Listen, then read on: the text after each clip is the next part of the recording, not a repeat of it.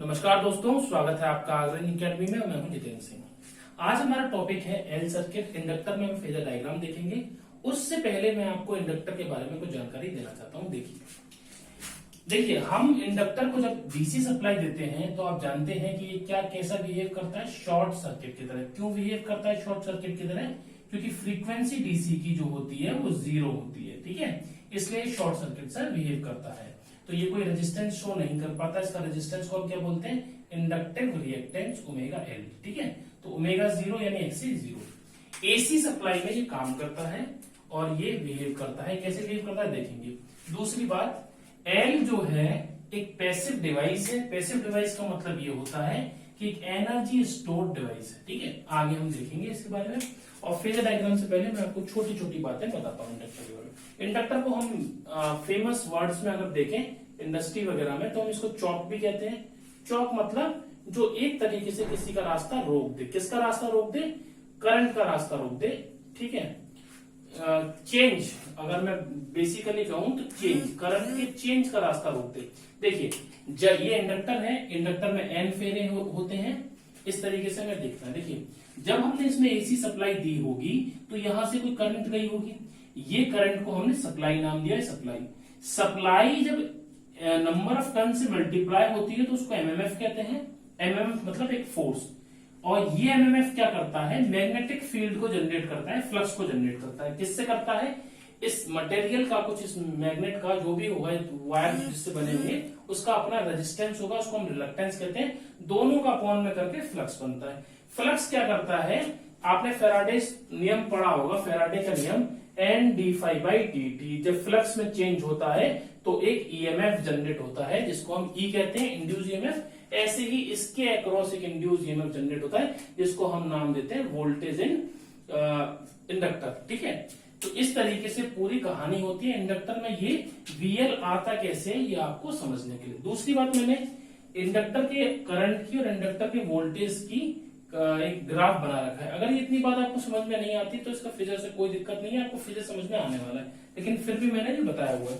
देखिए, इंडक्टर क्या करता है? इंडक्टर में जैसे ही आपने सप्लाई दी थी तो इंडक्टर कुछ सेकंड्स के लिए अपनी करंट को राइज करता है, धीरे धीरे करंट बढ़ाता है और एक कुछ टाइम के बाद वो करंट कांस्टेंट हो जाती है, ठीक है। तो ये उसकी इक्वेशन है, दिखाया है। मैं ये डिटेल में जब बताऊंगा, जब मैं इंडक्टर के बारे में एक सेपरेट वीडियो बनाऊंगा। ऐसे ही वोल्टेज क्या करता है इंडक्टर में कि वोल्टेज कुछ पीरियड के बाद 0 हो जाता है। बस इतना ही जानना है आपको और हम फेजर देखेंगे आराम से, ठीक है। अब देखते हैं फेजर डायग्राम। आइए अब हम देखते हैं इंडक्टर का फेजर डायग्राम, ठीक है। पहले देखिए, इंडक्टर में एल सर्किट है, ये एसी लगी हुई है, एल लगा हुआ है। एल इंडक्टर में वोल्टेज क्या होगा इंडक्टर पर और उसकी करंट कैसे बिहेव करती, दोनों का फेज एंगल क्या है। फेज मतलब ये फेज एंगल जो होता है दोनों के बीच का, उसी को हम रिप्रेजेंट करते हैं कार्टेशियन सिस्टम में, उसी को हम फेजर डायग्राम कहते हैं। इसका एक इक्वेशन है, फेमस इक्वेशन वोल्टेज की, ये होती है L D I by d T और ये 1/L 0 to t VL dt, ठीक है। ये आप ध्यान रखिएगा, इसका यूज होता है जब न्यूमेरिकल सुनगे तो मैं बताऊंगा। अब देखिए, मेरी प्रीवियस वीडियो थी लेक्चर 2 में कि फेजर डायग्राम की सीरीज में, जिसमें मैंने बताया था कि किसी भी एसी को लिखने के 3 मेजर तरीके होते हैं, रेक्टेंगुलर फॉर्म, पोलर फॉर्म और एक्सपोनेंशियल फॉर्म। ये आपको ध्यान रखना है, ठीक है। दूसरी बात ये है, देखिए यहां मैंने लिखना भी बताया आपको कि ये VL है, इसको कैसे लिख सकते हैं? IL। देखिए, V इक्वल्स टू IR, आपने ओम का नियम पढ़ा होगा, यही एज इट इज लगता है। अगर इंडक्टर पर वोल्टेज VL है और IL है तो उसका रेजिस्टेंस कितना होता है? ये रेजिस्टेंस शो करता है जिसका नाम है L, इंडक्टिव रिएक्टेंस। इसकी मेरी प्रीवियस वीडियोस देख लीजिएगा तो आपको आसानी से समझ में आ जाएगा। इंडक्टिव रिएक्टेंस, देखिए न्यूमेरिकल वैल्यू इसकी क्या है? VL IL XL, और IL कैसे निकलेगा? VL अपॉन XL, ये इसकी न्यूमेरिकल वैल्यू है। रेक्टेंगुलर फॉर्म में हम कैसे लिखते हैं? VL equals to 0 plus j VL, IL plus j 0, ठीक है। उसका क्या मतलब है देखेंगे। VL angle 90 degree, IL 0 degree, VL EJ 90 degree, IL J 0। अगर इस फॉर्म में कोई दिक्कत है तो आप लेक्चर नंबर 2 देखिए मेरा, जिसमें मैंने बताया किसी रेक्टेंगुलर विद एग्जांपल किसी भी एसी क्वांटिटी को रिप्रेजेंट करने के तरीके, ठीक है। अब देखते हैं, देखिए इसमें क्या होता है इंडक्टर में, जो वोल्टेज होता है, जो करंट होती है वो 90 डिग्री लैग करती है। लैग कैसे करती है बताते हैं अभी। 0 डिग्री पे अगर ये है, इसको रेफरेंस लिया हमने, तो VL कहां होगा, VL यहां पर होगा, इससे 90 डिग्री। किस डायरेक्शन में, पॉजिटिव डायरेक्शन में।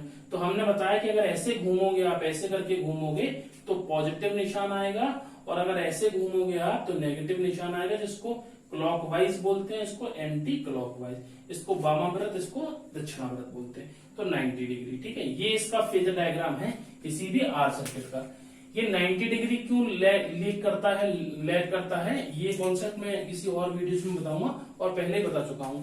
ये हो गया लीड, ठीक है। तो इसका मतलब वोल्टेज जो है करंट से कितना लीड करता है, 90 डिग्री, क्योंकि हम ऐसे चल रहे हैं। और अगर ऐसे भी घूम सकते थे आप, तो ये -90 डिग्री होता है। इसका मतलब जो करंट है आपकी, वो वोल्टेज से कितने डिग्री लैग करती है, 90 डिग्री लैग करती है। तो ध्यान रखिएगा, अगर आप ऐसे जाएंगे, अगर आप ऐसे चलते हैं ऐसे करके इस डायरेक्शन में, तो ये लीड होता है, और ऐसे चलते हैं तो ये लैग होता है, ठीक है। अब नेक्स्ट वीडियो में हम देखेंगे सी सर्किट। मुझे लगता है आपको समझ में आया होगा।